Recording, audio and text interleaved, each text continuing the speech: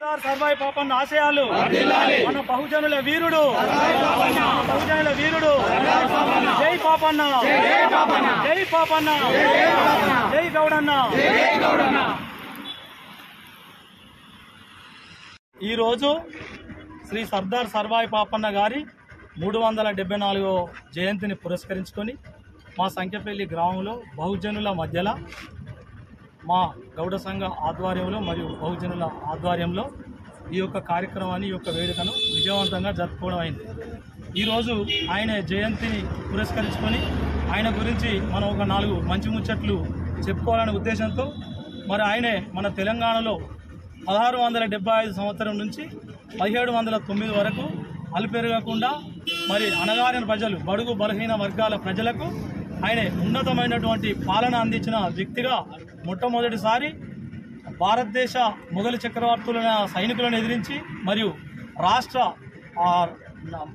నవాబులను ఎదిరించి నవాబు సైనికులను కూడా ఎదిరించి రాజ్యాధికారాన్ని కైవసం చేసుకొని గోల్కొండను కూడా ఒక 8 నెలల పాటు ఏలిన మన తెలంగాణ ముద్దుబిడ్డ మన సర్దార్ సర్వాయి పాపన్న మన బహుజనుల వీరుడు.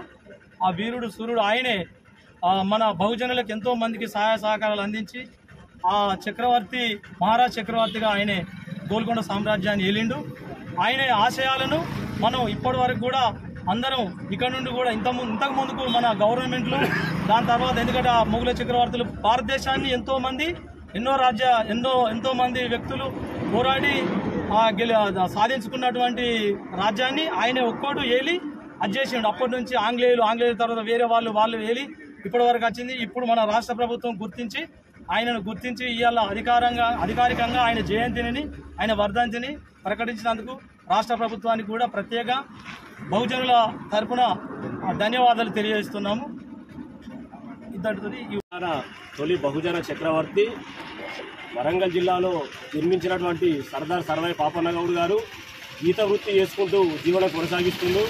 ఆ రోజులలో మొఘలాయి ఔరంగజేబుకు సంబంధించిన మొఘలాయి రాజుల అరాచకాలు చూడలేక అతనే కత్తిపట్టి యుద్ధం చేసి మొఘలాయి చక్రవర్తులను తెలంగాణ దాటించి గోల్కొండ కోట నేలినటువంటి మొట్టమొదటి మన బహుజన చక్రవర్తి, బహుజన నాయకుడు, బహుజన రాజు, తెలంగాణ తొలి రాజు మన సర్దార్ సర్వాయి పాపన్న గౌడ్ గారి జయంతి సందర్భంగా ఈరోజు సంఖ్యపల్లి గౌడ సంఘం ఆధ్వర్యంలో మిగతా గ్రామస్తుల ఆధ్వర్యంలో ఘనంగా మేము జయంతి వేడుకలు చేసుకోవడం జరిగింది.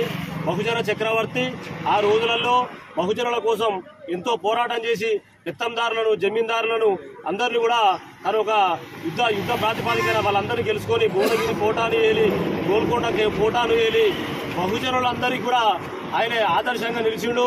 ఆయన వారసులుగా మేమందరం కూడా గౌడ జాతిలో పుట్టినందుకు చాలా గర్వంగా, చాలా సంతోషంగా మేము గర్వపడుతున్నాం.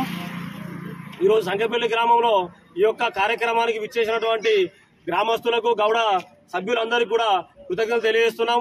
మరొక్కసారి సర్దార్ సర్వాయి పాపన్న గౌడ్ గారి జయంతి శుభాకాంక్షలు తెలియజేస్తూ జై గౌడన్న, జై